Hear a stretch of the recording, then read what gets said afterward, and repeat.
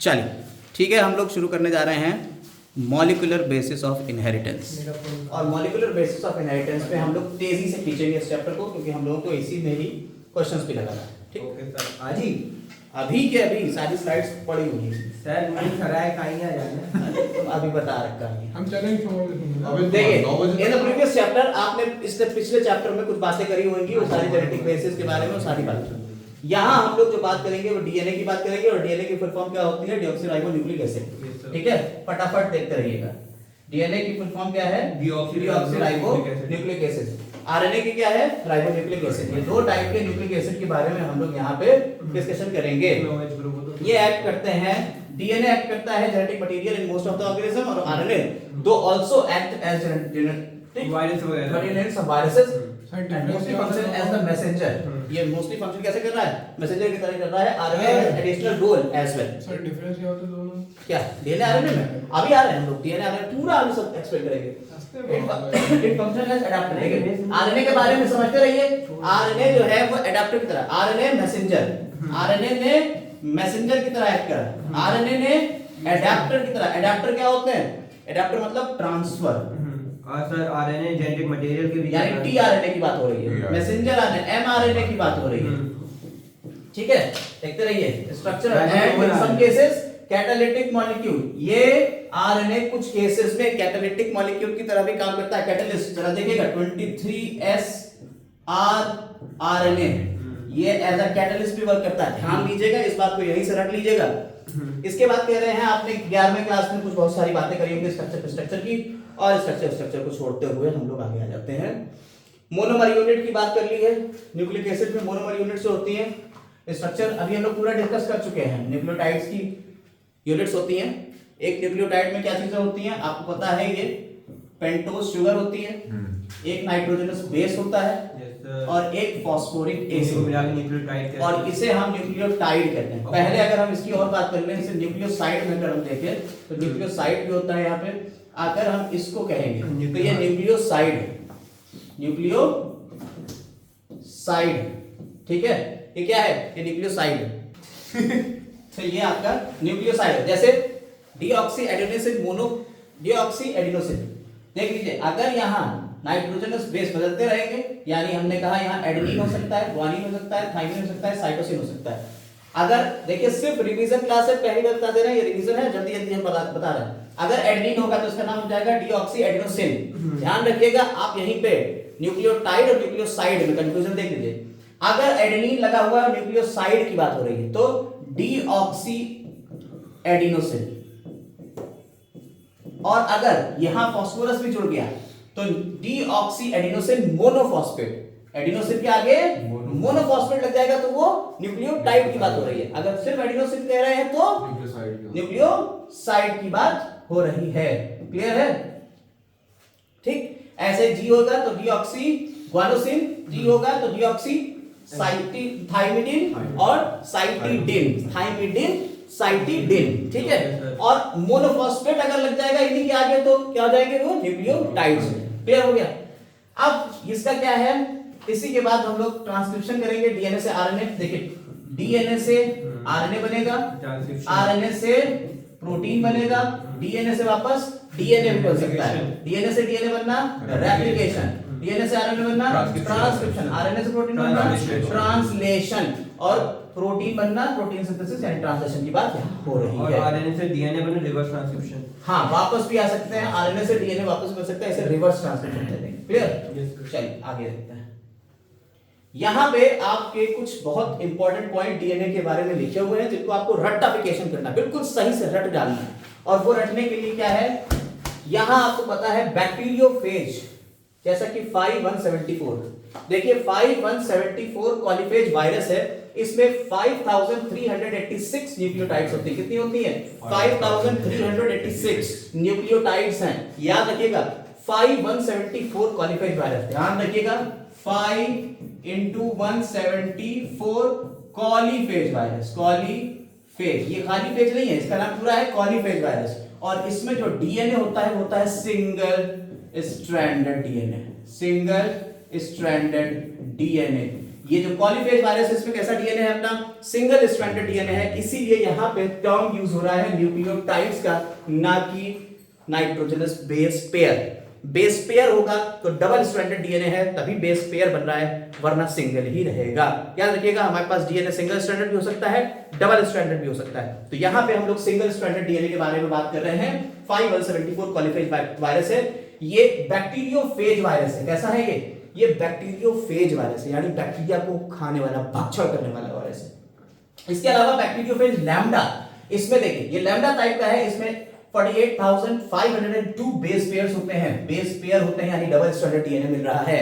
दो तरीके के आपको फेज बताए, एक तो लैम्डा बैक्टीरियोफेज है और दूसरा कॉलीफेज। 5174 कॉलीफेज, 5174 कॉलीफेज होगा तो सिंगल स्ट्रैंडेड डीएनए, अगर लैम्डा हो गया तो डबल स्ट्रैंडेड डीएनए। क्लियर है मेरी बात? यहां से क्वेश्चन पकड़िएगा, अभी आएंगे। एस्केरिचिया कोलाई में अगर होगी बात तो एस्केरिचिया कोलाई के अंदर इतने बेस पेयर होते हैं, ठीक है, कितने 4.6 into 10 power 6 बेस पेयर्स की बात हो रही है। बीपी मतलब बेस पेयर, ब्लड प्रेशर नहीं है, ये बेस पेयर्स है। और haploid content of human DNA 3.3 into 10 power 9 base pair, यानी यहां देखिए 6 है, यहां आपका 9 बेस पेयर है। क्लियर? रेक्टिफिकेशन करना आपको, सीधे सीधे ये डिजिट्स याद कर लेना, क्योंकि यहां से सीधा क्वेश्चन आ जाएगा। फिर हमसे ना कहिएगा सर आपने बताया नहीं था रटने के लिए, कहां कहां, ये हम सीधे सीधी बातें बता दे रहे हैं, क्योंकि ये रिवीजन सेशन है, यहां से आपका बोर्ड्स की तैयारी हो रही है सीधी। आगे देखिए, एक डीएनए की जो पॉलीन्यूक्लियोटाइड चेन होती है, हम एक जल्दी से यहां पे क्विक रिवीजन दे देते हैं। एक न्यूक्लियोटाइड चेन जो होती है उसमें आपका जो न्यूक्लियोटाइड है, एक न्यूक्लियोटाइड जो होता है वो मिलके बना होता है किससे किससे, न्यूक्लियोसाइड और फास्फोरिक एसिड से। यानी कि न्यूक्लियोसाइड में अगर फास्फोरिक एसिड जोड़ देंगे तो वो न्यूक्लियोटाइड हो जाएगा। एक न्यूक्लियोसाइड जो होता है वो फिर फर्दर दो चीजों से मिलकर बना होता है। क्या होता है इसमें, नाइट्रोजनस बेस और शुगर, ठीक है, पेंटोज शुगर। 5 कार्बन की शुगर भी दो तरीके की हो सकती है, राइबोज और डीऑक्सीराइबोज। राइबोज शुगर में ध्यान देंगे बस यहीं पे, क्योंकि अभी आ रहा थ्योरी आगे। जब यहाँ पे ध्यान देंगे तो यहाँ 1 नंबर, दूसरा नंबर, तीसरा नंबर, चौथा नंबर और यहाँ OH हो जाएगा। 5 कार्बन की शुगर हो गई, 1 2 3 4 5 कार्बन की शुगर हो गई, और जो दूसरे कार्बन के ऊपर OH लगा हुआ है राइबोज शुगर में। लेकिन अगर यही डीऑक्सीराइबोज होती है तो इसमें 2 नंबर के ऊपर सिर्फ H होता है, यानी OH ग्रुप ही नहीं होता। OH ग्रुप है रिएक्टिव ग्रुप, इसलिए डीएनए में ये रिएक्टिव ग्रुप होता ही नहीं है। समझ में आ गई डिफरेंस राइबोज और डीऑक्सीराइबोज शुगर में? डीएनए होगा तो डीऑक्सीराइबोज शुगर, आरएनए होगा तो राइबोज शुगर। क्लियर है मेरी बात? आ जाते हैं नाइट्रोजनस बेस, ये भी 2 तरीके के होते हैं, इसको हटा दे रहे हैं। नाइट्रोजनस बेस भी 2 तरीके के होते हैं, कौन कौन से, प्यूरिन और पिरिमिडिन। प्यूरिन और पिरिमिडिन, ठीक है। प्यूरिन कौन से होते हैं, एडेनिन ग्वानिन और थाइमिन साइटोसिन। और अगर आरएनए होता तो यूरेसिल, किसकी जगह पे, थाइमिन की जगह पे यूरेसिल हो जाता। एडेनिन ग्रुप और ग्वानिन। अब जरा ध्यान दीजिए, एडेनिन ग्वानिन जो होते हैं वो डबल रिंग स्ट्रक्चर होते हैं। एडेनिन ग्वानिन कैसे होते हैं, डबल रिंग स्ट्रक्चर होते हैं, ठीक है। जबकि थाइमिन और साइटोसिन और यूरेसिल सिंगल रिंग स्ट्रक्चर होते हैं। जरा ध्यान दीजिए, थाइमिन और यूरेसिल में एक ही फर्क है, इसे CH3 ग्रुप, इसे कहते हैं 5 मेथाइल यूरेसिल। थाइमिन का दूसरा नाम क्या देता है, 5 मेथाइल यूरेसिल। यानी यूरेसिल में ही 5 नंबर पे मेथाइल ग्रुप CH3 ग्रुप लगा दोगे तो क्या बन जाएगी, वो थाइमिन बन जाएगी। पकड़ ली बात? इसीलिए ये थाइमिन ज्यादा स्टेबल होगा। अगर मान लीजिए यहाँ पे CH3 ग्रुप मिल गया तो ये क्या करेगा, ये इलेक्ट्रॉन्स देगा, और जब किसी को इलेक्ट्रॉन मिल जाएंगे तो वो तो स्टेबल हो जाएगा ना। ये ज्यादा स्टेबल हो गया, थाइमिन ज्यादा स्टेबल है किससे, यूरेसिल से। इसलिए ये भाई साहब आरएनए में पाए जाते हैं, इसलिए आरएनए कम स्टेबल है। अब ये कंपैरिजन हम लोग करेंगे, लड़ाई लड़ेंगे डीएनए आरएनए में, ठीक है। और यहीं पे आपको डिफरेंस पता चल जाएगा कि डीएनए में क्या होता है और आरएनए में क्या होता है, डिफरेंसेस। क्लियर है? हटाएं इसको। तो अगर आपने कहा एडेनिन ग्वानिन होगा तो डबल रिंग लगाएंगे, थाइमिन साइटोसिन होगा या यूरेसिल होगा तो सिंगल रिंग लगा देंगे। क्लियर है? और यहां हम लोगों ने एक स्ट्रक्चर बना के देखा हुआ है। यहां अगर आप देखें तो एक चेन बनी हुई है, ये पॉलीन्यूक्लियोटाइड चेन है।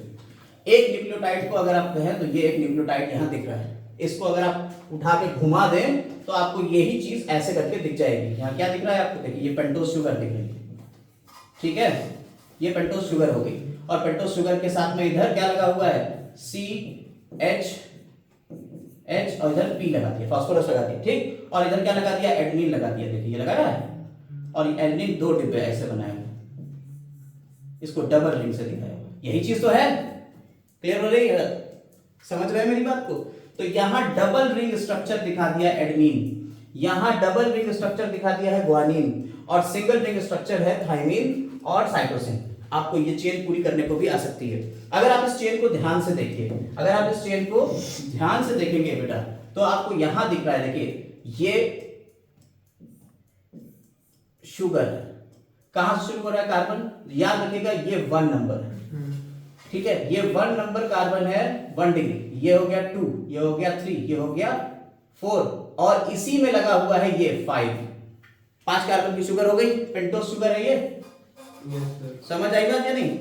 5 नंबर के कार्बन से फास्फोरस जुड़ा हुआ है, इधर देखिए 5 नंबर के कार्बन से फास्फोरस जुड़ा हुआ है, इधर 5 नंबर के कार्बन से फास्फोरस जुड़ा है, 5 नंबर के कार्बन से फास्फोरस, इधर देखिए अगर तो 1 2 3 नंबर का ये खाली छुटा हुआ है, इसीलिए इसे 3 प्राइम कह दिया है। और यहाँ 5 नंबर का आगे इधर कुछ नहीं जुड़ा, तो इसे 5 प्राइम कह दिया है। क्लियर हो गई मेरी बात? Yes, किसी को भी कोई डाउट इसमें? No, तो 5 प्राइम टू 3 प्राइम एक पॉलीन्यूक्लियोटाइड चेन को इन्होंने दिखा दिया।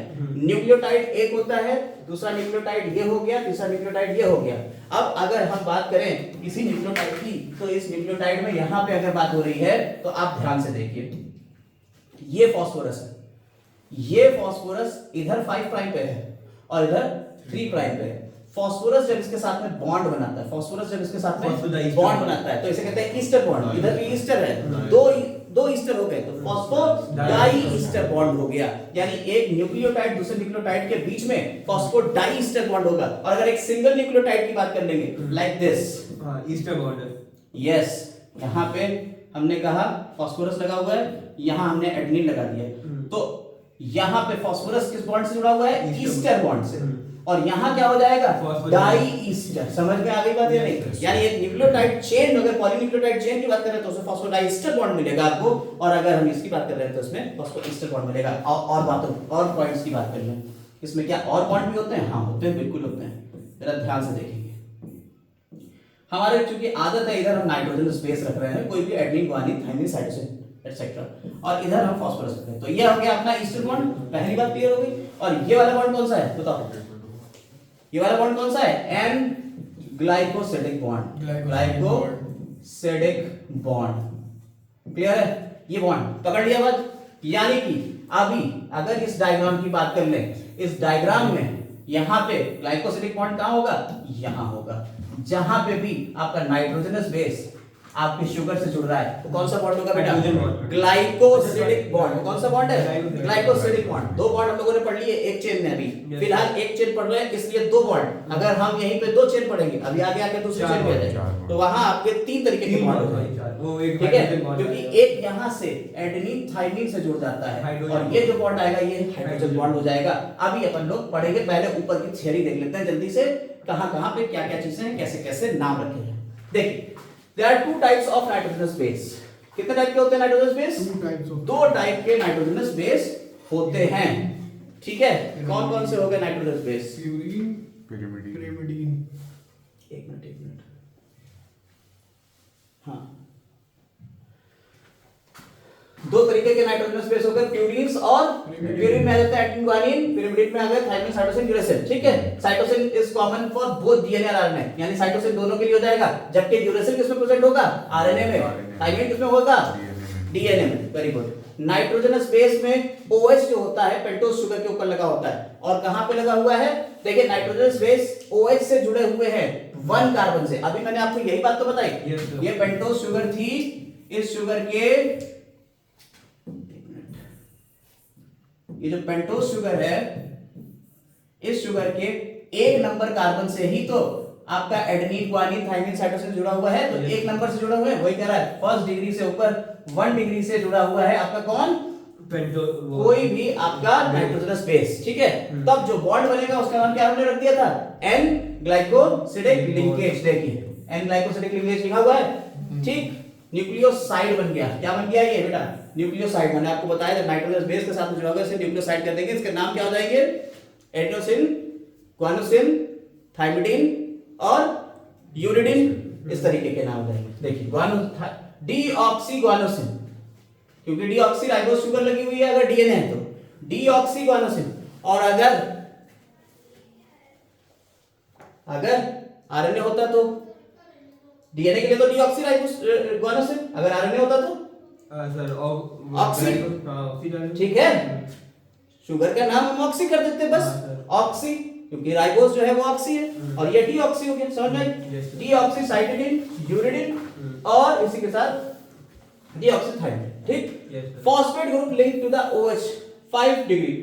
फॉस्फेट कहां से जुड़ा होगा?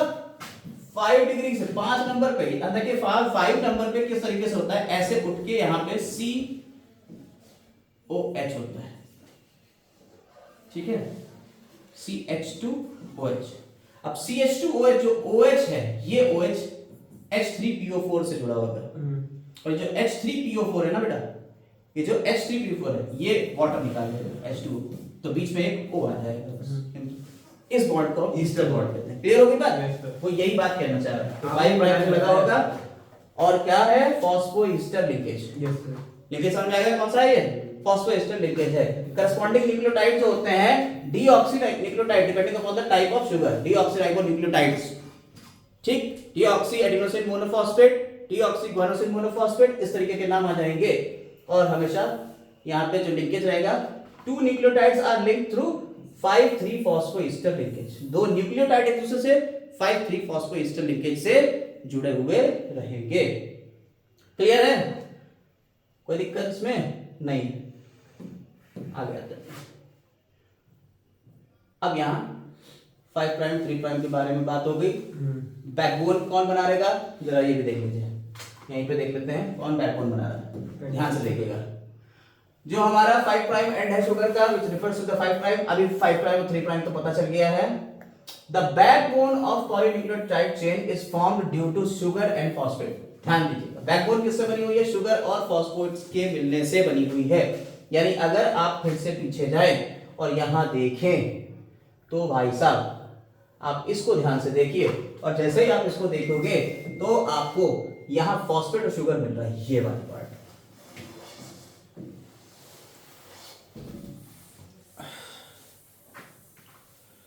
सिर्फ इतना फॉस्फेट और शुगर मिल गया। ये क्या बन रहा है आपका? यही है डीएनए की बैकबोन। तो बैकबोन किसकी बनी हुई है? फॉस्फेट और शुगर की बनी हुई है। क्लियर हो गई बात? Yes sir. आगे देखते हैं, तेजी से चल रहे हैं अपन लोग।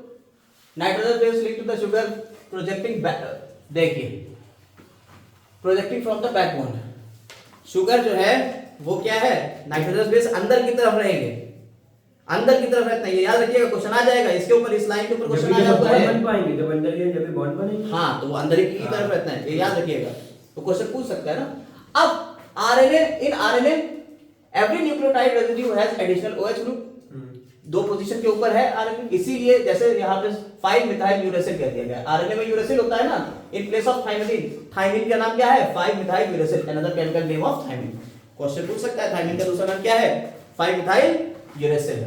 अब यहाँ पे डीएनए से रिलेटेड कुछ फैक्ट्स डिट्टो आपको रट्टा मारना है। DNA nucleic acid substance present in the nucleus was first identified. पहली बार किसने आइडेंटिफाई किया? फ्रेडरिक मिशर ने। कब किया? 1869 में। ही नेम्ड इट न्यूक्लिन, और उन्होंने इसका नाम क्या दे दिया बेटा? न्यूक्लिन नाम दे दिया। पॉइंट पकड़ लिया? यानी कि फ्रेडरिक मिशर ने पहली बार न्यूक्लियस के अंदर कोई न्यूक्लिक एसिड को आइडेंटिफाई किया था और उसका नाम क्या रखा था? न्यूक्लिन रखा था। लेकिन टेक्निकल लिमिटेशंस थी, आपको पता ही नहीं चल रहा था, टेक्नोलॉजी थी नहीं, इसलिए आप उसके आगे की डिस्कवरीज कर नहीं पाए। और जब डिस्कवरीज हुई, आगे पता चला। कब पता चला? 1953 में जेम्स वाटसन और फ्रेडरिक क्रिक ने। क्योंकि फिर इससे यहां पे ही आपका ये साइंटिस्ट है, एक्सरे का इन्होंने डिफ्रैक्शन डेटा दे दिया था। किसका? एक्सरे का। विल्किंस और रोजालैंड फ्रैंकलिन। मॉरिस विल्किंस और रोजालैंड फ्रैंकलिन ने एक्सरे डिफ्रैक्शन का, यानी कि इसके ऊपर आपका एक्सरे डाला गया, डीएनए के ऊपर एक्सरे डाला गया और डिफ्रैक्शन पैटर्न देखा गया कि किस तरीके से ये डिफ्रैक्शन हो रहा है। और उसका पूरा एक चार्ट इन्होंने बता दिया कि साहब ये समरी है अपनी। तो जब वो समरी उन्होंने पढ़ी, किसने, वॉटसन और क्रिक ने, तो इन्होंने इसी सन में 1953 में डीएनए का कैसा दे दिया मॉडल, डबल हेलिकल मॉडल दे दिया। डीएनए का डबल हेलिकल मॉडल प्रपोज किया किसने, वॉटसन और क्रिक ने। किसके बेसिस के ऊपर, वो जो एक्सरे डिफ्रैक्शन था जो किसने करा था, मॉरिस विल्किंस और रोजालैंड फ्रैंकलिन ने किया था, उसके बेसिस पे किसने स्ट्रक्चर बताया, डबल स्ट्रैंडेड, क्रिक ने और वॉटसन और क्रिक, जेम्स वॉटसन और फ्रांसिस क्रिक ने कर दिया। ठीक, one of the hallmark of their proportion. तो इन्होंने हॉलमार्क हो गया। अब ये डीएनए के स्ट्रैंड्स, 2 स्ट्रैंड होते हैं, पॉलीन्यूक्लियोटाइड चेन होती है। आपको यही डीएनए बना हुआ दिख जाता है कि साहब ये डीएनए है और इसमें ये आपके नाइट्रोजनस बेस हैं जो एक दूसरे के सामने लगे रहते हैं और एंटी पैरेलल फैशन में होता है। यानी अगर ये 5 प्राइम है और ये आ रहा है 3 प्राइम, तो यहां इसका 5 प्राइम होगा और यहां 3 प्राइम हो जाएगा। ठीक है, और यहां हाउएवर दिस प्रोपोर्शन, जो इसका प्रोपोर्शन था कि कितना डीएनए होगा, कितना एडेनिन होगा, कितना थाइमिन होगा, ये सारी बातें किसने बताई थी, ये चार्गाफ, एडविन चार्गाफ ने बताया था डबल स्ट्रैंडेड में। ठीक है, इन्होंने कहा the ratio between adenine and thymine, guanine and cytosine are constant and equal. Adenine thymine एक दूसरे के बराबर होता है और एटी का जो रेशियो है वो कांस्टेंट रहेगा। ठीक है, या ये कहते हैं ए प्लस टी और G plus C is equal to constant किसी एक स्पीशीज के लिए। ये किसने बताया, हमारे चार्गाफ साहब ने, एडविन चार्गाफ, ये चार्गाफ साइंटिस्ट है, इन्होंने बताया। क्लियर है बात, क्लियर हो गई बात। चलिए, यहां से आपने साइंटिस्ट के नाम रट लिए, सन रट लिए, आगे बढ़ते हैं। The base pairing confers unique property of the polynucleotide chain. Base pair जो है ये यूनिक प्रॉपर्टी है। क्यों, क्योंकि हमने बताया एडेनिन किसके साथ जुड़ रहा है, थाइमिन के साथ में डबल बॉन्ड, ग्वानिन किसके साथ में जुड़ रहा है, ट्रिपल बॉन्ड के थ्रू साइटोसिन से जुड़ रहा है। ठीक, अब यही सैलिएंट फीचर आ जाते हैं हमारे डीएनए अंकल के, और डीएनए अंकल के जो सैलिएंट फीचर हैं वो आपको यहां रट्टा मारना है, फिर से वही पॉइंट टू पॉइंट कट कर। दिस इज मेड, डीएनए किसका बना होता है, 2 पॉलीन्यूक्लियोटाइड चेन का जो बैकबोन है किसका बना, इसकी बैकबोन किसकी बनी हुई है, शुगर और फॉस्फेट की, और बेस प्रोजेक्ट होते हैं इनसाइड। पता हो गई बात, बेस अंदर की तरफ होंगे। 2 chains have anti parallel polarity, 2 chain जो है वो एंटी पैरेलल है, एक 5 प्राइम टू 3 प्राइम तो दूसरा 3 प्राइम टू 5 प्राइम होगा। The bases in 2 strands are paired through hydrogen bond, और जो bases हैं, बेस पेयर किसके बना हुआ है, बीच बीच में कौन से बॉन्ड हैं, हाइड्रोजन बॉन्ड, यानी A T के बीच में कौन सा बॉन्ड हो गया, हाइड्रोजन बॉन्ड हो गया। क्लियर है, ये बात हो गई। एडेनिन और थाइमिन के बीच 2, ग्वानिन और साइटोसिन के बीच 3 बॉन्ड होते हैं। ठीक, opposite strand. The 2 chains are coiled in right-handed fashion। ये जो चेन है इसमें कॉइलिंग होगी ना, इस तरीके से घूम के जा रही है, तो ये जो कॉइलिंग है किस फैशन में है, राइट हैंडेड फैशन में है। पॉइंट पकड़िएगा, ये राइट हैंडेड फैशन में होती है। कौन बता रहा है ये बात, कौन बता रहा है डीएनए का स्ट्रक्चर, वॉटसन और क्रिक बता रहे हैं। इसी के हिसाब से हमारे पास डीएनए भी अभी आगे आएंगे। वॉटसन और क्रिक का जो डीएनए होता है हमारे पास ए बी सी डी और जेड, 5 तरीके के डीएनए होते हैं। और बेस पेयर की बात करी जाए, बेस पेयर जो होते हैं 12 11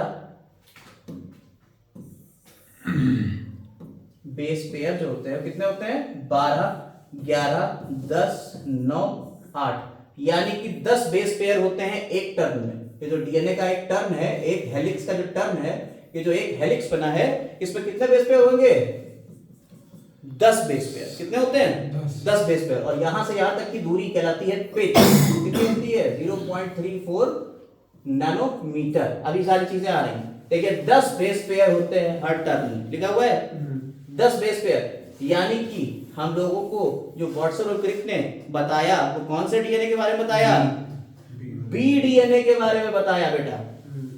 और इसकी राइट हैंडेड कॉइलिंग, ये भी राइट हैंडेड कॉइलिंग, ये भी राइट हैंडेड, ये भी राइट हैंडेड, सिर्फ ये जेड वाला होता है लेफ्ट हैंडेड कॉइलिंग। क्लियर हो रही है बात, किसमें मिलता है, अब मिलता किसमें है, क्या होता है उसके बारे में बाद में चर्चा करना है। पहले समझ लो कि अगर इस तरह के क्वेश्चन आ जाए तो यहां से रट्टा मार लो बस। ABCDZ 12 से उठाओ फिर बैक मार जाओ 11 10 9 8 ठीक है। और यहाँ सब में राइट हैंडेड, इसकी Z होता है लेफ्ट हैंडेड। आगे आते हैं तो बेस पेयर का पता चल गया, 10 बेस पेयर होते हैं ठीक है। और एक पिच कितनी होती है 3.4 नैनोमीटर। एक हेलिक्स की पिच कितनी है 3.4 नैनोमीटर। एंगस्ट्रॉम में लेंगे तो एक जीरो इधर आ जाएगा, शिफ्ट हो जाएगा ठीक है। अगर एंगस्ट्रॉम में लेंगे तो 0.34 हो जाएगा ठीक। समझ आ गई बात। तो नैनोमीटर में होती है किसकी, एक हेलिक्स की कितनी 3.4 नैनोमीटर। और एक हेलिक्स में कितने बेस पेयर 10 बेस पेयर। ये देखिए डीएनए का स्ट्रक्चर आपके सामने प्रस्तुत है। आप अगर ध्यान से देखें तो आपको मैं पहले ऊपर वाली तो बात पहले ही हो चुकी, नीचे वाली बात भी सेम हो गई।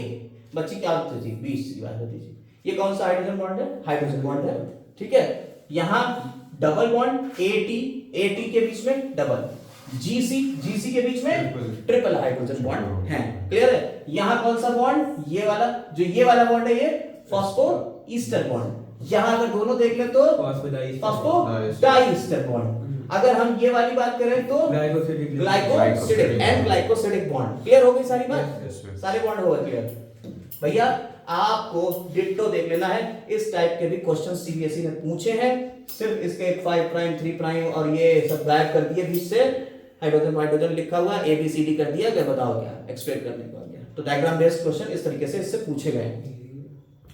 डबल स्ट्रैंडेड डीएनए के बारे में यहाँ एडेनिन थाइमिन, और ये आपको बढ़िया सा डीएनए बना हुआ दिख रहा है खूबसूरत सा। इस खूबसूरत से डीएनए को आप देखिए और इसमें एडेनिन थाइमिन देखिए, साइटोसिन को दिखाया गया रेड से, ग्वानिन को इस तरीके से, एडेनिन को ये और थाइमिन को ये। तो ये आपका हो गया थाइमिन, ये हो गया एडेनिन, ये हो गया साइटोसिन और ये हो गया ग्वानिन। समझ में आ गई बात है नहीं।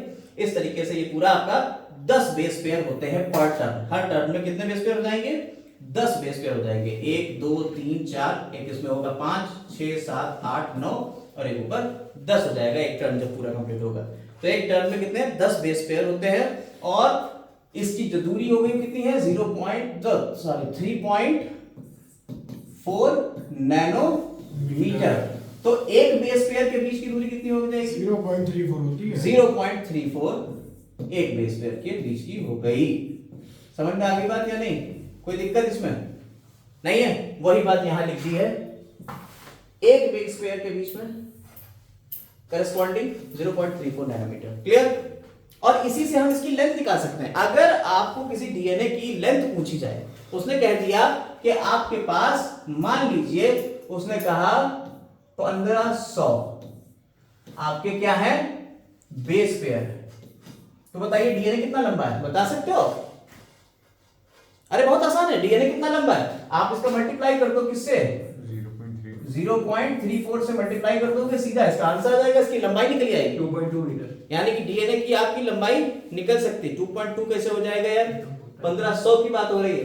तो ये नैनोमीटर में आएगा, पहली बात ये नैनोमीटर में आएगा। फिर इस नैनोमीटर को आप मल्टीप्लाई करोगे 10⁻⁹ में, तब ये मीटर में आएगा। क्लियर है। मल्टीप्लाई करके अब इसका आंसर निकाल लेना, जो भी आएगा इस तरीके से इसके आंसर्स आएंगे। यानी डीएनए की लेंथ का भी पता कर सकते हैं। आगे आते हैं। ये इन्होंने कह दिया the plane of one base pair stacks over another in double helix, this in addition to hydrogen bond confers stability to the helix. अब भाई साहब वाटसन और क्रिक ने तो ये मॉडल दिया था, लेकिन वेरी सून फ्रांसिस क्रिक ने एक बढ़िया सा ये डोगमा दे दिया, सेंट्रल डोगमा। क्रिक ने क्या दिया, सेंट्रल डोगमा दे दिया। 2013 में मेरे में आया था नीट में यही क्वेश्चन, जैसे सीबीएसई पीएमटी या एआईपीएमटी कहते हैं, सेम इसी तरीके से पूछा था किसने दिया था। तो डीएनए से डीएनए बनना रेप्लिकेशन, डीएनए से फिर बना एमआरएनए, ठीक है, ट्रांसक्रिप्शन, और फिर एमआरएनए से प्रोटीन बन गया ट्रांसलेशन। ठीक है। पिछले साल भी ये नीट में अभी पूछा गया रिसेंटली, उन्होंने इसको गायब कर दिया ए और इसको गायब कर दिया बी लिख दिया और नीचे ऑप्शन दे दिए ए और बी का। ये आया यस, पिछले साल में अभी आया 21 में, 2021 में ये पूछा जा चुका है। खैर आपने को क्या लेना देना, आपने को बता देना था। फ्रांसिस क्रिक ने ये दिया है, क्या है इसका नाम, central dogma of molecular biology. देखिए साहब, आपका डीएनए कितना बड़ा है इस बात का पता लगाने के लिए हमने आपको शुरुआत में ही कुछ बातें करी थी, कुछ ज्ञान दिया था। और ज्ञान जो हमने आपको दिया था वही कहा था कि भाई साहब ये न्यूक्लियोटाइड्स रट लेना। अभी हमने आपको जो न्यूक्लियोटाइड्स रटवाए थे, कहाँ गया भैया, चलिए आगे देखते हैं। तो आपको जो हमने सबसे पहले अभी चैप्टर की जब शुरुआत हुई थी कहा था कि ये रट लीजिएगा कितने न्यूक्लियोटाइड्स किसमें हैं, कितने बेस पेयर हैं किसी में, तो ये बस उसी के ऊपर अब यहाँ से शुरू होगी चर्चा। डीएनए की पैकेजिंग की बात करते हैं। हमने आपको बताया कि हमारे अंदर जो डीएनए होता है वो कितना है, एक हेप्लॉइड ह्यूमन के अंदर होता है 3.3 × 10⁹ बेस पेयर होते हैं एक हेप्लॉइड में। लेकिन आप क्या है, आप तो डिप्लॉयड है। मल्टीप्लाई बाय 2 कर देंगे, जैसे ही मल्टीप्लाई बाय 2 करेंगे तो कितना हो गया 6.6 × 10⁹ बेस पेयर। और हमने आपको बताया एक बेस पेयर के बीच की दूरी कितनी है, इतनी होती है 0.34 नैनोमीटर यानी कि 10⁻⁹ मीटर। इसका मल्टीप्लाई अगर इससे कर देंगे तो आपको आपकी टोटल लेंथ पता चल जाएगी, अप्रोक्सीमेट 2.2 मीटर आती है। यानी आपका जो डीएनए हो गया वो 2.2 मीटर लंबा आपका डीएनए है। और इस 2.2 मीटर लंबे डीएनए को हम इस छोटी सी सेल में कैसे पैक करते हैं, हर सेल में होता है और हर सेल के अंदर, तो सोचिए कितना ज्यादा डीएनए है। फैक्ट्स जो माने गए हैं कि अगर आप इस पूरे डीएनए को, पूरे बॉडी के डीएनए को अगर निकाल के एक साथ जोड़ दें अर्थ के 3 राउंड, तो अर्थ के 3 राउंड तो छोड़िए, आप यहां से चांद और चांद से वापस अर्थ लगभग 6000 बार आ और जा सकते हैं। ठीक, इतना लंबा आप कर सकते हो, इससे दूरी तय, इतना डीएनए आपके अंदर भरा पड़ा है। तो ये तो बहुत ही ज्यादा चौंका देने वाले फैक्ट्स हैं। और अगर ये फैक्ट चौंका देने वाले हैं तो इतनी बड़ी सेल में ये डीएनए कैसे आता है, इसी के बारे में जानकारी ले लेते हैं।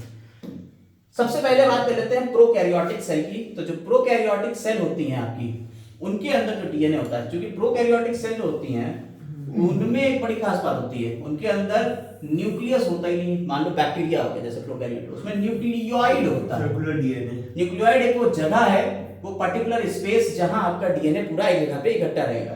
तो in prokaryotes such as E coli, though they do not have definite nucleus, उनके अंदर डीएनए नहीं, डेफिनेट न्यूक्लियस नहीं है, तो डीएनए इज नॉट स्कैटर्ड। फिर भी डीएनए बिखरा हुआ नहीं, स्कैटर्ड नहीं है थ्रू आउट द सेल, पूरी सेल में। डीएनए बीइंग नेगेटिवली चार्ज, आपको पता होना चाहिए डीएनए के ऊपर कैसा चार्ज है, नेगेटिव चार्ज है। क्वेश्चन, क्यों है नेगेटिव चार्ज डीएनए के ऊपर, किसकी वजह से है? अभी स्ट्रक्चर पढ़ा लोगों ने, डीएनए के ऊपर नेगेटिव चार्ज किसकी वजह से है? This is due to phosphoric acid, phosphorus की वजह से, उसमें फास्फोरिक एसिड के ऊपर नेगेटिव चार्ज होता है। तो डीएनए जो है वो नेगेटिव चार्ज है, is held with some proteins that have positive charge. इनके पास कोई प्रोटीन्स होगी, पॉजिटिवली चार्ज प्रोटीन होंगी, वो क्या करती हैं, वो इस डीएनए को क्या करती हैं, एक दूसरे अपने साथ में जोड़ लेती हैं, और जोड़ के किसी एक पर्टिकुलर जगह के ऊपर रखेगी, और एक रीजन का नाम हमने कह दिया क्या, न्यूक्लियोटाइड। उस जगह का नाम हमने क्या कह दिया, न्यूक्लियोटाइड। यानी कि जो आपका प्रोकैरियोट्स है उसमें डीएनए का होगा, न्यूक्लियोटाइड में होगा, और वो न्यूक्लियोटाइड, न्यूक्लियोइड, जो न्यूक्लियोइड है वो जगह है जहां आपका ये डीएनए होगा, वो कैसा है, वो पॉजिटिवली चार्ज प्रोटीन है, और जिसके ऊपर हमारा नेगेटिवली चार्ज डीएनए जुड़ा हुआ है, और वो इसे पकड़े हुए हैं इस न्यूक्लियोइड में। कहां पे, न्यूक्लियोइड में। क्लियर, बात क्लियर हो गई हमारी। तो ये तो हमारा पता चलता है, इस तरह से हमारा ऑर्गेनाइज होता है लूप्स की फॉर्म में, और डीएनए यहाँ पे कैसा होता है, सर्कुलर होता है, लूप्स की फॉर्म में होता है। इस तरीके से डीएनए कहीं होगा तो ये जुड़ा हुआ होगा। यस सर, क्लियर है, ये सर्कुलर डीएनए हमें मिलता है कहाँ, प्रोकैरियोट्स में। चल आगे देखते हैं अब यूकैरियोट के ऊपर, बहुत तेजी से यूकैरियोट को पढ़ लेते हैं। यूकैरियोट में जो हमारा डीएनए होता है वो कैसे है, जरा देखिए। यूकैरियोट में हमारे पास होती हैं हिस्टोन प्रोटीन्स। हमारे पास क्या है, हिस्टोन प्रोटीन्स है, set of positively charge protein. हमारे पास स्पेशल पॉजिटिवली चार्ज प्रोटीन है जिनका नाम क्या है, हिस्टोन प्रोटीन्स हैं। और हिस्टोन प्रोटीन्स जो होती हैं उसके ऊपर डीएनए चिपका हुआ रहता है। देखिए यहाँ पे अगर आप देख सकते हैं, अब इसको यहाँ पे देखें, यहाँ आपका जो डीएनए है वो कहाँ है, देखिए ध्यान से देखिएगा, ये आपका H1 हिस्टोन हो गया, ठीक है, ये हिस्टोन ऑक्टामर, ये बीच में आपका हिस्टोन ऑक्टामर, और जो हिस्टोन ऑक्टामर है ये किसका बना हुआ है, H2A, H2B, H3 और H4 इसका बना हुआ है, और इसी के दो दो डाइमर हैं, H2A का डाइमर, H2B का डाइमर, यानी दो ये, टोटल कितने हो गए, 8 हो गए। कौन, हिस्टोन, तो हिस्टोन में कितने हो गए 8, तो इसी को कह दिया ऑक्टामर। और इसके ऊपर हमारा देखिए ये डीएनए आया रैप करा हुआ है। कितने कितने टर्न हुए, एक टर्न पूरा और दो टर्न पूरे होने से पहले पहले ये डीएनए मुड़ गया, यानी कि 1/3/4 टर्न होते हैं, यानी 1.7 टर्न 75 टर्न डीएनए किसके ऊपर है, हिस्टोन के ऊपर। और इस रीजन को हम कह देते हैं क्या, क्या कह दिया हमने, न्यूक्लियोसोम कह दिया। अभी क्वेश्चन आया था जो आपके पेपर में, एक न्यूक्लियोसोम का डायग्राम इस तरीके से बन जाएगा, ठीक है। और न्यूक्लियोसोम जो होता है इसमें हिस्टोन प्रोटीन्स हैं, हिस्टोन सबसे बड़ा हिस्टोन H1 है, लेकिन H1 को काउंट नहीं करते न्यूक्लियोसोम में, ठीक। ये जो डीएनए इसे लिंकर डीएनए कहते हैं, और ये जो डीएनए है इसमें इस इतना टर्म जो लिया है इसमें कितना डीएनए होगा, 200 बेस पेयर। कितना बड़ा डीएनए आ गया, कितनी लंबाई है, 200 बेस पेयर है डीएनए का, क्लियर है। सबसे बड़ा डीएनए हिस्टोन का H1, याद रखिएगा हिस्टोन सबसे बड़ा हिस्टोन कौन है, H1 है। ये हमारा बीएचयू के एंट्रेंस में आया था, बनारस हिंदू यूनिवर्सिटी में एमएससी के एंट्रेंस में हम गए थे, देखिए सिलेक्शन कहीं नहीं हुआ अपना, लेकिन क्वेश्चन याद कर लाए थे, बाद में गूगल कर करके याद कर लिया हमने अभी, ठीक है। तो वहां पे ये हुआ था, वहां ये पूछा गया था। हिस्टोन से आप, हिस्टोन कैसा है, पॉजिटिव चार्ज है, हिस्टोन प्रोटीन कैसा है, पॉजिटिव चार्ज है। क्वेश्चन आया फिर, जैसे डीएनए के ऊपर नेगेटिव चार्ज आता है, किसकी वजह से, फॉस्फेट ग्रुप, तो हिस्टोन के ऊपर पॉजिटिव चार्ज किसकी वजह से, लाइसिन, यस, लाइसिन और आर्जिनिन दो आपके अमीनो एसिड है, वो कैसे हैं, बेसिक, कैसे हैं ये बेटा, बेसिक अमीनो एसिड है, कौन, लाइसिन और आर्जिनिन। इसकी वजह से हिस्टोन के ऊपर कैसा होता है, पॉजिटिव चार्ज होता है। अब जब हिस्टोन हमारा पॉजिटिव चार्ज है, ये हिस्टोन पॉजिटिव चार्ज, तो डीएनए नेगेटिव चार्ज में चिपक जाएगा, आराम से रैप कर गया। इसी को हमने क्या कह दिया है, इस पूरे स्ट्रक्चर को न्यूक्लियोसोम कह दिया। और न्यूक्लियोसोम जो हमारे दिखते हैं, इलेक्ट्रॉन पिक्चर अगर देखी जाए तो ये कुछ इलेक्ट्रॉन माइक्रोस्कोप में देखेंगे तो बीड्स ऑन स्ट्रिंग न्यूक्लियोसोम नजर आते हैं क्रोमोसोम के ऊपर, यस सर, ठीक है, या क्रोमैटिन। अब देखिए इसी से आगे आपका ये जब सुपर कॉइलिंग होती जाएगी, कॉइलिंग होते होते ये क्रोमैटिड बनता है, ये क्या बनता है, ये क्रोमैटिन्स। तो न्यूक्लियोसोम जो होते हैं, the negatively charge DNA wrapped around positively charge histone octamer to form structure nucleosome. बता दिया न्यूक्लियोसोम की अगर डेफिनेशन आएगी तो क्या करेंगे आप बता सकते हो, the negatively charge DNA is wrapped around positively charge histone octamer to form a structure called nucleosome. ये डेफिनेशन हो गई न्यूक्लियोसोम की, बस इतनी सी डेफिनेशन है, आप इतनी लंबी कथा नहीं करेंगे। अगर आपको पैकेजिंग कोई बता रहा है तो आप पैकेजिंग करेंगे, यहां तो सीधी डेफिनेशन आती है। फिर क्या होता है, a typical nucleosome contains 200 base pair of DNA helix। अभी मैंने आपको बताया डीएनए के कितने 200 base pair. Nucleosome consist of a repeating unit structure chromatin. कई न्यूक्लियोसोम मिलके एक पूरे स्ट्रक्चर बना देंगे जिसे हम क्या कह देंगे, क्रोमैटिन कह देंगे। और ये थ्रेड लाइक स्ट्रक्चर होते हैं 700 नैनोमीटर का, और यही, हाँ यस, 700 नैनोमीटर का एक क्रोमैटिन होता है। ये कलर बॉडीज है, क्रोमा मीन कलर होता है, क्रोमा मीन्स क्या होता है, colour. Scenes in nucleus, the nucleosome in chromatin are seen as beads on string। मोतियों की माला में मोती के जैसे दिखेंगे ये structure viewed under electron microscope। अगर हम इलेक्ट्रॉन माइक्रोस्कोप में देखेंगे तो ये beads on string like structures मिलेंगे। क्लियर हो गई बात, आइए आगे आते हैं। The beads on string structure are in chromatin is packed to form chromatin fibers। ये पैक हो जाएंगे और क्या बनाएंगे, क्रोमैटिन फाइबर्स बना देंगे। यही क्रोमैटिन जो है ये पैक होके क्या बना देंगे, पूरा एक क्रोमैटिन फाइबर बना देंगे। एंड फर्दर क्वाइल, और फर्दर ये क्वाइलिंग करते जाएंगे करते जाएंगे करते जाएंगे के ऊपर एक, और कंडेंस हो जाएंगे कब, मेटाफेज में, किसकी, सेल डिवीजन की। और तब क्या बना देंगे ये, टू फॉर्म क्रोमोसोम। यानी क्रोमैटिन ही आगे सेल डिवीजन की प्रोफेज, मेटाफेज, एनाफेज, टीलोफेज में से मेटाफेज में ये क्या बन जाएंगे, क्रोमोसोम में बदल जाएंगे। सबसे अच्छा अगर आपको क्रोमोसोम देखना है तो मेटाफेज में देखिए, बड़ा मजेदार दिखेगा। हाँ इसलिए जब साइडों में जा रहे होते हैं, ये सेल डिवीजन जब चैप्टर हमने पढ़ाया था तो वहां हमने आपको बताया था, आप जाके उस वीडियो को देख सकते हैं। Packaging of chromatin in higher level requires additional set of protein. अब पैकेजिंग हम लोगों में, हायर लेवल हम लोगों में कुछ और एडिशनल सेट ऑफ प्रोटीन्स की जरूरत पड़ती है, खाली वही प्रोटीन नहीं है, हिस्टोन ही नहीं है, कुछ और एडिशनल सेट ऑफ प्रोटीन्स होते हैं जिन्हें हम कलेक्टिवली कह देते हैं नॉन हिस्टोन प्रोटीन्स। जिन्हें हम कलेक्टिवली क्या कह देते हैं बेटा? नॉन हिस्टोन प्रोटीन्स कह देते हैं। और नॉन हिस्टोन प्रोटीन्स जो होते हैं हमारे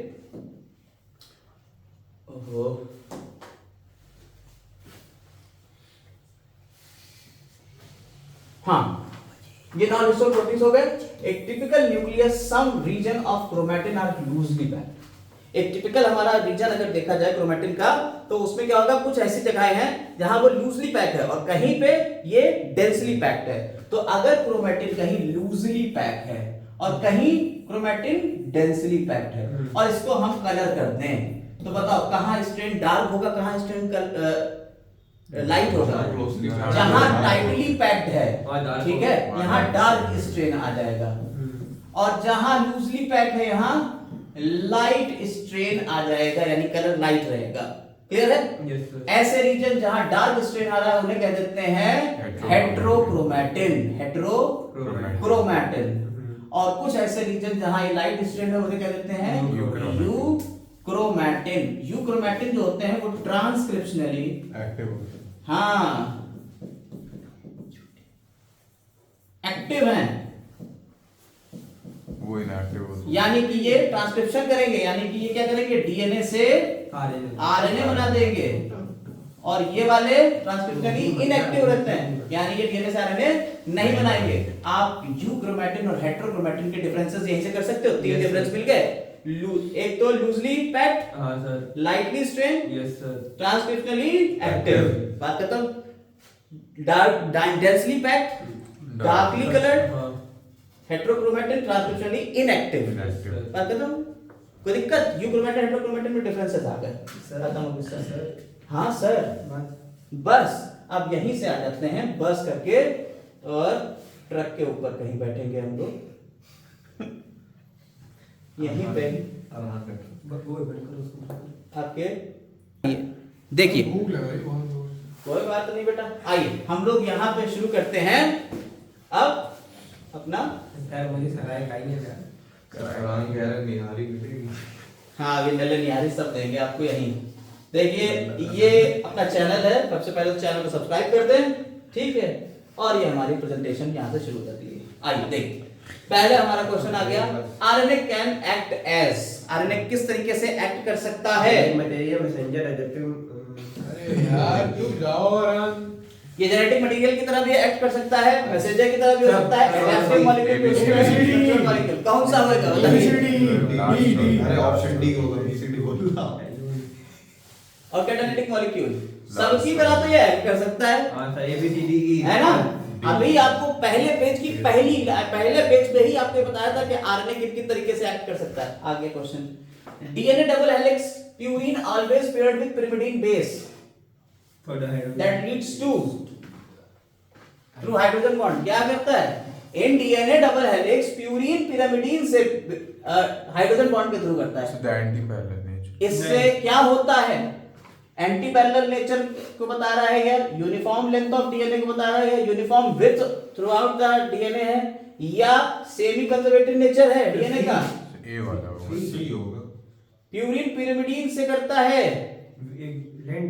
ब्रेड आती है सी। हाँ सही है। यूनिफॉर्म विड्थ, चौड़ाई लगातार बराबर बनी रहेगी, चौड़ाई लगातार बराबर बनी रहेगी। एंटी पैरेलल के लिए तो जरूरी थोड़ी प्यूरिन pyrimidine होगा, ये थोड़ी हो सकता। यूनिफॉर्म लेंथ तो कितनी भी हो सकती है, इससे थोड़ी पता लगेगा। भाई कह रहा प्यूरिन जो है एडेनिन थाइमिन से करता है, ग्वानिन साइटोसिन से कर रहा है। तो ये क्यों कर रहा है? इससे आपकी चौड़ाई एक सी बनी रहती है। कितनी होती है डीएनए की चौड़ाई बताएंगे कोई?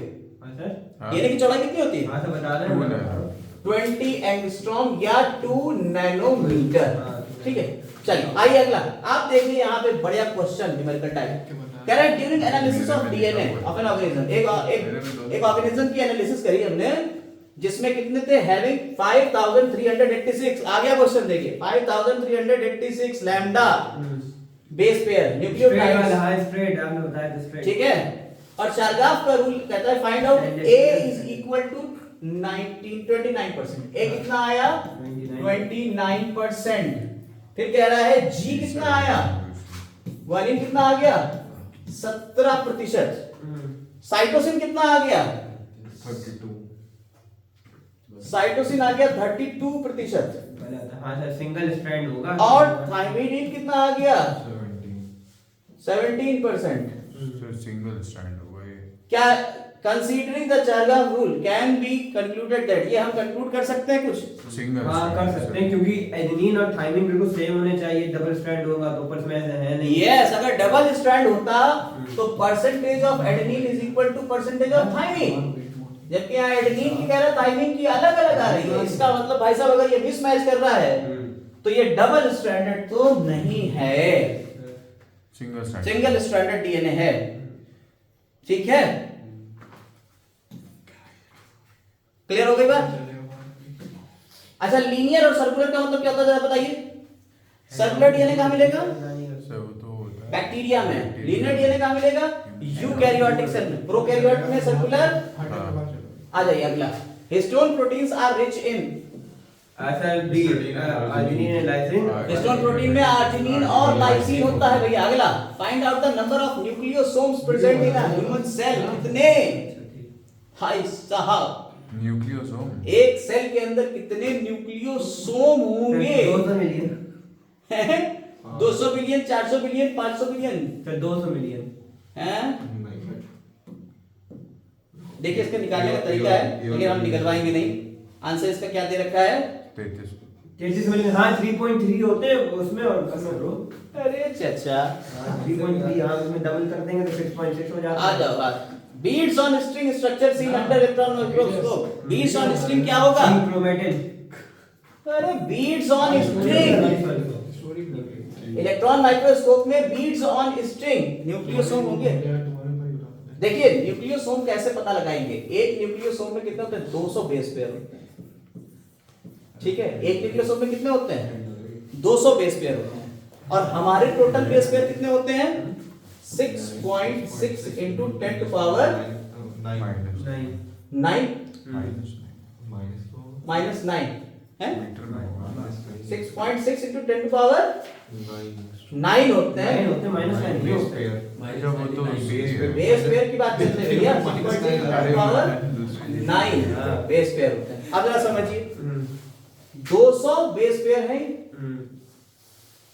पॉइंट हटाओगे नीचे 0 बढ़ जाएगा, एक 0 बढ़ेगा तो ये 8 हो गई पावर। Yes sir.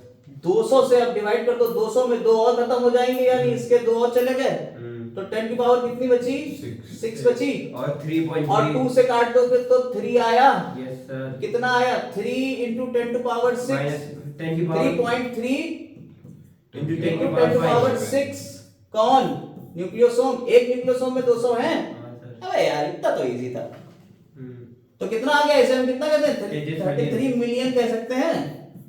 वही लिखा हुआ है। 7 है कि शायद पावर। हाँ पावर तो 7 होनी चाहिए मिलियन की।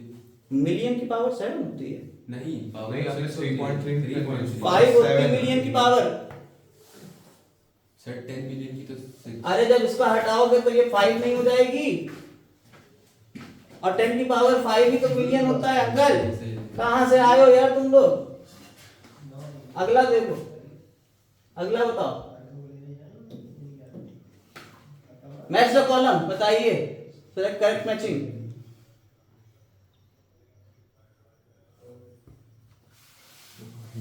डी वाला सही है। वो बी वैसे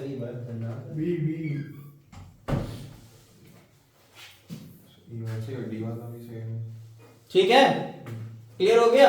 यस सर। ये आपको रट्टाफिकेशन करना था, नहीं रटोगे तो भाई ऐसा ही हो जाएगा, खेल होएगा। ठीक है, बी जा रहा है ऑप्शन इसका। यस हाँ, सर। सही है। क्लियर है? Yes sir. उसी की लाइनें हैं, सीधी सीधी आ रही हैं। चलो आगे बढ़ते हैं, अगला क्वेश्चन। सर हेट्रोक्रोमैटिन होता है। अभी पढ़ा था।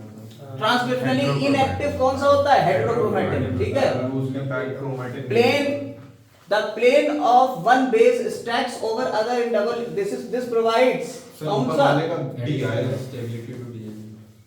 सर 8 वाले का डी आएगा। अरे पागल है। 8 वाले का डीएनए होगा। डी होगा डी। ट्रांसक्रिप्शनली इनएक्टिव, सही तो है। Loosely Inactive। तो लूजली डार्कली स्टेट तो हेटेरोक्रोमैटिन वो दोनों। अरे लूजली पैक्ड यूक्रोमैटिन होता है। अच्छा ठीक लूजली पैक्ड यूक्रोमैटिन होता है भैया, हेटेरोक्रोमैटिन टाइटली पैक्ड होता है, ट्रांसक्रिप्शनली इनएक्टिव होता है। आइए नाइन्थ क्वेश्चन, नाइन्थ क्वेश्चन में एनसीईआरटी की लाइन जो ये स्टैक करते हैं दूसरे के ऊपर, ये एडिशनल स्टेबिलिटी देते हैं। 5 मिथाइल यूरेसिल कौन? Sir animal name of thymine. Yes, और भी है कुछ। हां सर नीचे थायमीन क्या है? Urine pyrimidine, double ring structure है कि सिंगल रिंग? अच्छा तो बोथ ए और सी तो नहीं हो सकता ना। ठीक है, अगला आइए 11, ये आपको बढ़िया बना दिया, देखिए वही। हां सर सर उसमें बी जो है वो H1 प्रोटीन है और बी H1 है कहीं, बी H1 बी हो गया H1, ठीक है, सी हो गया डीएनए, ए स्टोन ऑक्टामर, ए हो गया हिस्टोन ऑक्टामर, सर बी नहीं, हां बी है, हां बी है हां सही है, सही है, हां सही है। ए हो गया हिस्टोन ऑक्टामर, बी हो गया डीएनए, सी होगा डीएनए सर, बी होगा, ऊपर वाला ऑप्शन है, बी वाला ऑप्शन है, बी वाला बी वाला होगा ना। हां ए हो गया हिस्टोन ऑक्टामर, बी बी हो गया H1 हिस्टोन और सी हो गया डीएनए। DNA। ठीक है, तो ये आ जाएगा, ये इसका गलत नहीं होगा यार, बी हो जाएगा। ठीक, 11 का बी, क्लियर? चल आगे बढ़ते हैं। अगला इनकरेक्ट स्टेटमेंट बताना है आपको इसमें। Two chains of DNA are coiled in right-handed fashion. Right handed fashion में होती है, बिल्कुल सही है। In protein only right handed helix are observed. Protein में केवल राइट हैंडेड होते हैं। सर डी वाला गलत, right end of protein chain is reducing while the left and is non reducing. Reducing होता है सर, ओएच लगा होता है ना राइट हैंड पे हाइड्रोक्सिल। प्रोटीन की बात कर रहा है भाई साहब, प्रोटीन चल रहा है वो नहीं है right. Living state is non-equilibrium steady state to be able to perform work। सही नहीं समझ आया बिल्कुल। देखिए ये इसका आंसर तो ये है, लेकिन आप इसको समझने के लिए देखिए, जब भी प्रोटीन की बात आती है, प्रोटीन जो होता है वो बनता है अमीनो एसिड से, अमीनो एसिड से। तो NH2 इधर होगा NH2 और लास्ट में क्या जाएगा COOH। तो ये इस तरीके से उन्होंने कहा है कि right end of protein is reducing and, और दूसरा जो होता है वो नॉन रिड्यूसिंग होता है। तो ये गलत बात की गई है, ठीक है, वही इनकरेक्ट स्टेटमेंट है और वो प्रोटीन से आएगा। प्रोटीन की बातें हम लोगों ने यहाँ करना नहीं है। आइए अगले स्टेटमेंट पढ़िए जल्दी से, तेजी से 13वां question. Write the following statement find out incorrect the length of DNA.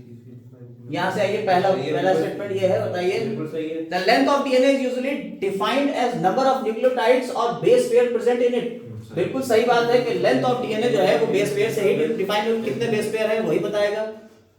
In DNA every nucleotide residue has an additional OH group. एक डीएनए में हर न्यूक्लियोटाइड के पास एक एडिशनल OH ग्रुप होता है, दूसरी पोजीशन के ऊपर। ये गलत है सर, गलत है, नहीं होता है। दूसरी भी नहीं होता। Nuclein was discovered by Miescher. ये नहीं याद आ रहा। न्यूक्लिन नाम किसने दिया था? हाँ, मिशर ने हाँ, दिया हाँ, था, हाँ, है ना? हाँ। क्या 1969 में दिया था क्या? 1968 में दिया, हैं? 1968 देखिए कब दिया था? याद होगी ना, 1969 सही है, 19 नहीं है, 18 है। 1869 दिया हुआ है, ठीक है। तो ये गलत बात दे दी। Yes sir. Adenine pair with thymine and guanine pair with cytosine through hydrogen bond makes बिल्कुल वन सही। Strand complementary to other. बिल्कुल सही। एडेनिन थाइमिन से गुआनिन साइटोसिन। ये वाला The proportion of double helical model of DNA was also based on the observation of Chargaff। हाँ बिल्कुल। हाँ, ये भी सही बात है। तो कौन से गलत हो गए आपके? B B और और C C गलत हो गया। सही गलत है, लेकिन ऑप्शन तो ही नहीं है, B and E only दे रखा है। तो गलत सी होना चाहिए। The proportion of double helical model of DNA was also based on the observation। यही तो भाई चारगाफ का नियम क्या था? चारगाफ का लास्ट पॉइंट तो यही दिया हुआ है ना, observation। This proportion was also based on the observation of Erwin Chargaff that the double strand DNA ratio adenine and thymine proportion सही तो है दिया हुआ, सही तो है, तो ये तो सही है। तो इसका आंसर जाएगा ये वाला, बी और सी गलत है। इसमें ऑप्शन अगर नहीं है तो बी और सी आंसर इसका गलत हो, ठीक है। क्लियर हो रही है बात? चलिए आगे बढ़ते हैं। ये तो फेयर ही है। चल आगे देखिए, जल्दी जल्दी बताइए बेटा, इधर देखते रहिए। कह रहे हैं length of DNA is 1.6 millimetre. हाँ सर, डीएनए की लेंथ कितनी दे दी है? 0.36 1.36 मिलीमीटर दी है। मिलीमीटर को मीटर में बदलोगे इनटू 10 की पावर -6 10 की पावर 10 की -6 -6 होगा। मिलीमीटर में करेंगे, हाँ -6 होगा। मिलीमीटर को हाँ, सेंटीमीटर में करोगे तो 10 की पावर 2 हो जाएगी। हाँ और सेंटीमीटर को जब मीटर में बदलोगे तो उसमें 2 और लग जाएगी, 10 की पावर 4 होएगी ना। 4 होगी। नहीं सर, रुकिए। How many base pairs are present in E coli? कितने बेस पेयर होंगे? इसको नैनोमीटर में बदल लो तो डिवाइड कर दोगे। आप इसको मीटर में कर दिया है तो बेस पेयर से क्या करोगे? डिवाइड कर दोगे। 10 की पावर 3 होगी सॉरी। मिलीमीटर को जब मीटर में बदलेंगे तो 10 की पावर 3 हो जाएगी। हाँ सही है, हाँ। 3 होएगी।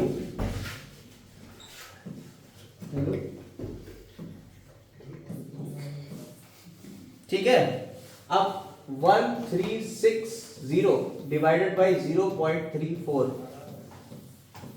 डिवाइड करिए जल्दी से, बताइए कितना आंसर आएगा। तब आपको इसकी लेंथ पता चल जाएगी। और जब इसमें 3 किसको डिवाइड करें? 1 2 3 4 5 6 0.136 into 10 to power 6 0.136 को 34 से डिवाइड करेंगे तो क्या आएगा? जो भी आएगा आंसर आएगा उसका। ठीक है, और इसका आंसर यहाँ पे आपका दिया हुआ है, कितना सी आ रहा है, तो लगभग 4 के करीब आ जाएगा। 0.00 है ना? 0.004 वही आ रहा है ना, 4 आ रहा है तो वही आ रहा है, तो आंसर आ जाएगा 4 into 10 to power 6। आइए अगला क्वेश्चन देखिए जल्दी से। There are 20% adenine among the base। 20% adenine है। ठीक, कितनी है एडेनिन? ए दिया हुआ कितना? 20% दिया हुआ है। आपको बाकी बताना है, थायमिन, साइटोसिन, ये सारी बातें बताना होंगी।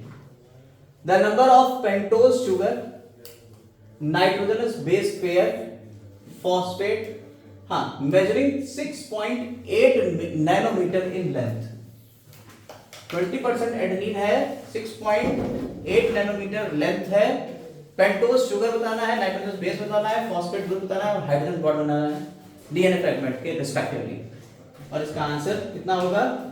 इसका आंसर जाएगा डी, 15 का डी, यानी 40 20 40 और ये। ठीक है, आ जाइए स्टेबिलिटी। ये न्यूमेरिकल टाइप है और टाइम कम है इसलिए हम जल्दी जल्दी बता जा रहे हैं। Stability as one of the property of genetic material was very evident in. Stability एक जेनेटिक मटेरियल की एक ऐसी प्रॉपर्टी है, ये एविडेंट है किसने बताया? सर ये ग्रिफिथ ट्रांसफॉर्मेशन एक्सपेरिमेंट। तो ग्रिफिथ का जो ट्रांसफॉर्मेशन एक्सपेरिमेंट है उसी में ये बात होती है। सर ग्रिफिथ का ट्रांसफॉर्मेशन एक्सपेरिमेंट में क्या हुआ था? उन्होंने हीट किल्ड कर दिया था। वो जो बैक्टीरिया फिर हाँ, तो वो तब भी स्टेबल था डीएनए, तभी तो हीट किल्ड होने के बाद भी वो नहीं डीएनए खत्म हुआ था। ठीक है, number of histone molecules in each nucleosome core. Nucleosome की कोर में कितने होंगे हिस्टोन? 8 हिस्टोन मॉलिक्यूल्स होते हैं। ये बता भी दिया था, H2A, H2B, H3 और H4 ये डाइमर होंगे तो कितना ऑक्टामर होता है, तो 8 हो जाएंगे। और इसी को हम क्या कह देते हैं?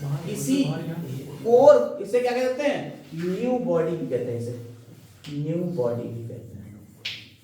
ठीक है, हिस्टोन ऑक्टामर को क्या कह देते हैं? न्यू बॉडी भी कह देते हैं, याद रखिएगा। अगला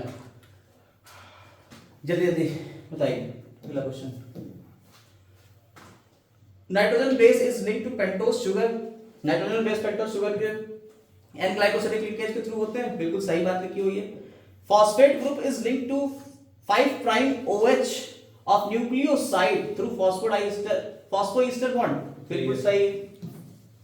2 nucleosides are linked through 5 to 3 N glycosidic linkage. 2 nucleoside जो है वो 5 to 3 ग्लाइकोसिडिक लिंकेज से थोड़ी जुड़े होते हैं, फॉस्फोईस्टर बॉन्ड से जुड़े होते हैं। सही बात है। Negatively charge DNA is wrapped around positively charge histone octamer. C सही है।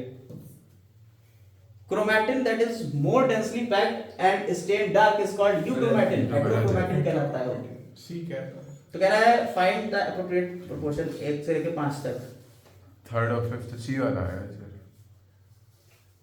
कौन सा हो गया? सी जा रहा है। Yes sir. थर्ड और फिफ्थ रॉन्ग है, तो सी जा रहा है, बिल्कुल सही। अगला, identify the wrong statement about DNA. Length of DNA is defined as the number of base pair present in it. बिल्कुल सही बात है, हम अभी कितनी बार बता चुके हैं। Cytosis is common both DNA and RNA. बिल्कुल सही बात है। सी वाला गलत The है। nucleotide, एक minute, the nucleotide and nitrogenous base is linked to phosphate group. Nucleotide और nitrogenous base, न्यूक्लियोटाइड कह दिया ना, वो न्यूक्लियोसाइड होता है नाइट्रोजनस बेस से जुड़ा है। मैं जुलाई का दूं पेज। ठीक है, तो ये तो नहीं। Thymine is chemically 5 methyl uracil, ये बात सही है, तो कौन सा गलत हुआ? आपका थर्ड गलत हो गया। ठीक है, चलिए आगे बढ़ते हैं। बताइए, ये जो आपको फिगर दिख रही है, ये फिगर किसकी बनी हुई है? बताइए जल्दी जल्दी भाई। सेंट्रल डोगमा की है सर। इसका आंसर रेशियो दे रखा है, लिखा हुआ फोटो में। फोटो में। चलिए कोई नहीं। अगला, DNA packaging in eukaryote is done by the formation of. DNA packaging eukaryote में डन होती है by the formation of nucleosome बनते हैं, तभी तो होती है। A plus G is equal to C plus T is DNA. acceptable to DNA के लिए होता है, RNA के लिए नहीं होता है। चार्गाफ रूल है ये। ठीक है ये कितने क्वेश्चन है अभी? बेटा, क्वेश्चन तो लगभग 200 करीब है, लेकिन अभी इस वीडियो में हम लोग सिर्फ इसी टॉपिक से रिलेटेड क्वेश्चन करेंगे। वही पूछ रहा हूँ। हाँ, अब देखो कब खत्म होते हैं, कम ही है। आगे आइए। 5 end of nucleotide chain contains. 5 end के ऊपर क्या होगा जल्दी बताइए। 5 end के ऊपर क्या होगा? हाइड्रोक्सिल 5 प्राइम के ऊपर फॉस्फेट ग्रुप होता है। यार अभी तुमने डीएनए का स्ट्रक्चर देखा था, यहाँ देखो 5 प्राइम के ऊपर फॉस्फेट ग्रुप है। अरे 5 का ये ठीक है, A is equal to T और G is equal to C। ये क्या है? चार्गाफ कहते हैं भाई साहब, चार्गाफ कहते हैं। करली चटली principle Coulomb law went off हटाओ। DNA genetic RNA is, genetic RNA किसमें होगा? आरएनए एज जेनेटिक मटेरियल आपको मिलेगा वायरसेस में मिल जाता है। जेनेटिक मैसेज में होगा। ठीक है, आरएनए जो है वो वायरसेस में जेनेटिक मटेरियल की तरह वर्क करता है। अगला, choose the correct statement. Haploid content human में इतना होता है 4.6 नहीं, कितना होता है? 3.3 into 10 to power 9 base pair. Haploid. Nitrogenous base is linked to pentose sugar through phosphorus. अरे नाइट्रोजनस बेस पेंटोस शुगर से फॉस्फोडाइस्टर बॉन्ड होता है उसमें। सी सी है बी होगा। क्योंकि एक्स-रे डिफ्रैक्शन का सी एक्स-रे डिफ्रैक्शन। हाँ, विल्किंस और Franklin based on Watson Crick model. ठीक। और DNA as acidic substance was first identified by Watson और क्रिक। नहीं, किसने करा था? न्यूक्लिन। फ्रेड हाँ, Miescher, Friedrich Miescher. Friedrich Miescher. Ratio between adenine, thymine, guanine and cytosine are not constant. गलत। Double stranded DNA में सब सही है। फिट चलिए दांतों फूट गया था नहीं असर आगे मेरा बैठे थे एक के पास। आ रहा है आगे। अगला, कंसीडर करिए इसको। डीएनए के इसको कंसीडर करिए डायग्राम को और बताइए, जल्दी से बताइए ए और बी क्या है। बेटा जल्दी से बताइए ए और बी क्या है। ए क्या हो गए आपके और बी क्या है? स्ट्रक्चर देखिए, आपके एनसीईआरटी में बने हुए हैं। हाइड्रोजन बॉन्ड हो sir A base pair A हो गया हाइड्रोजन बॉन्ड्स और बी बेस पेयर हो गया। और बी हरी शुगर फॉस्फेट बैकबोन। अच्छा हाँ, ऑप्शन क्या जाएगा? बी जाएगा। The two strands of DNA are held together by, दो स्ट्रैंड किससे जुड़े होते हैं? Hydrogen bond. हाइड्रोजन बॉन्ड से। ए यार तुम लोग कैसे लोग हो? मैंने ठीक है, आगे आते हैं। अगला बेटा जल्दी जल्दी देखिए, एक ही टॉपिक से देखिए कितने क्वेश्चन है, आप जल्दी जल्दी देखिए। In double helical model DNA, how far is each base pair from the next base pair? कितना? 0.34 0.34 नैनोमीटर, दो बेस पेयर के बीच में. A nucleoside is formed through N-glycosidic linkage by joining. एक न्यूक्लियोसाइड जो बनता है, अच्छा सी nitrogen base with pentose sugar, nitrogenous base जो होता है वो पेंटोस शुगर से जब जुड़ता है तब ये बॉन्ड बनता है. ठीक है, सही है. न्यूक्लियोसोम क्या है? Negatively charge RNA wrapped around positively charge histone octamer.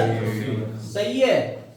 Total amount of A and T in DNA is 45%. Guanine will be A is equal to T is equal to 45. ठीक है, तो बचा कितना? 100% में 55 बचा सर. 100% में से 45 बचा, हटा दो. कितना बचा? 55 बचा. 55% क्या होगा? Thymine, oh sorry, guanine plus cytosine. Guanine और साइटोसिन 27.5 तो अब ग्वानिन और साइटोसिन चूंकि बराबर होते हैं 27.5 तो कितना हो जाएगा? डिवाइड कर दोगे, वैसा पड़ी 27.5. 27.5. ठीक है. Double helical DNA structure was proposed by, किसने बताया था? वाटसन और चिरिक अंकल ने. ठीक है, ऑप्शंस इसके यहाँ दिए हुए हैं, आप देख सकते हैं. ठीक, चलो आगे बढ़ते हैं. ऑप्शन देख के बोल अच्छा तो लगता है. आओ अगला बताओ. Variable part of DNA molecule क्या होता है? कौन सी चीज बदल सकती है? Nitrogen base, nitrogenous base, adenine, guanine, thymine, cytosine में से कोई भी लगा सकते हो. अगला, chromatin is chemically made of. Chromatin किसका बना होता है? हिस्टोन, नॉन हिस्टोन और न्यूक्लिक एसिड, तीनों का. Double DNA double helix, DNA double helix is complementary and parallel, complementary and anti-parallel, without super coils, always circular. Complementary and antiparallel. Complementary होते हैं और एक दूसरे के एंटी पैरेलल होते हैं. अगला क्वेश्चन, खड़े हो गए पकड़े. आई in DNA segment coil 22 base pair are linked to hydrogen bonds. How many cytosine bases would be present? 22 base pair है, 22 बेस पेयर है. ये लिंक कर रहे हैं दो हाइड्रोजन बॉन्ड से, सारे के सारे दो हाइड्रोजन बॉन्ड से. यानी कि एडेनिन और थाइमिन होगा, ग्वानिन और साइटोसिन, ट्रिपल बॉन्ड होता है. 44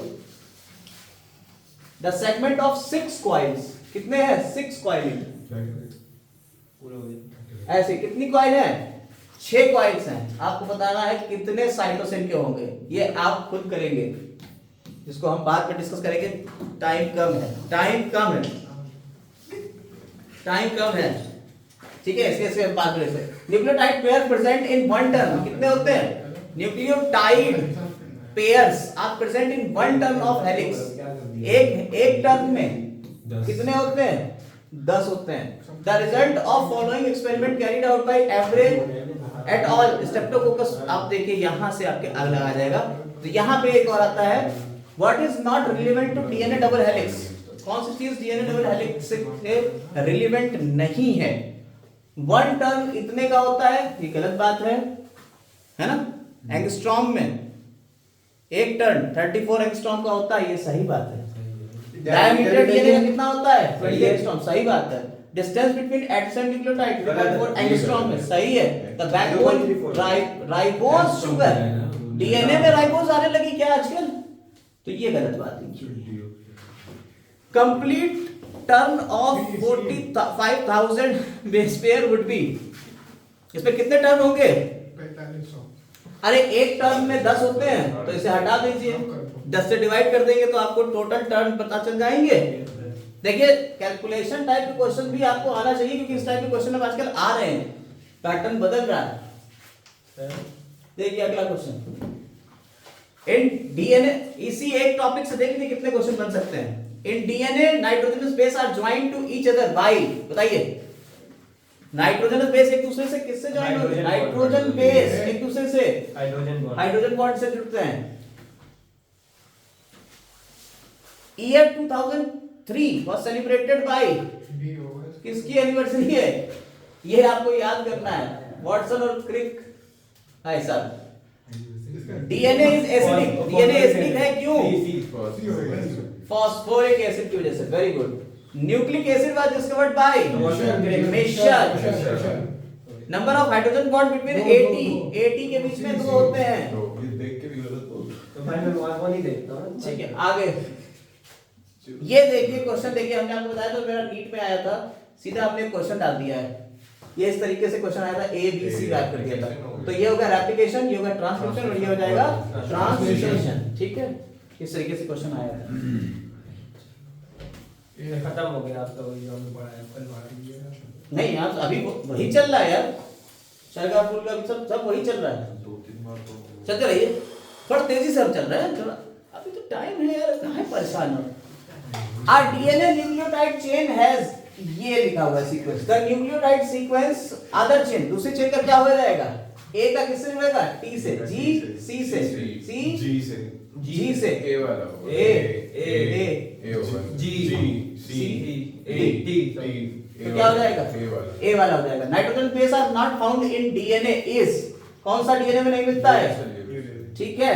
type of coiling in DNA ऐसे राइट हैंडेड होती है। In which of the following DNA melt the lowest temperature? देखिए क्वेश्चन आ गया, बढ़िया। कम टेंपरेचर पे कौन सा होगा बताओ?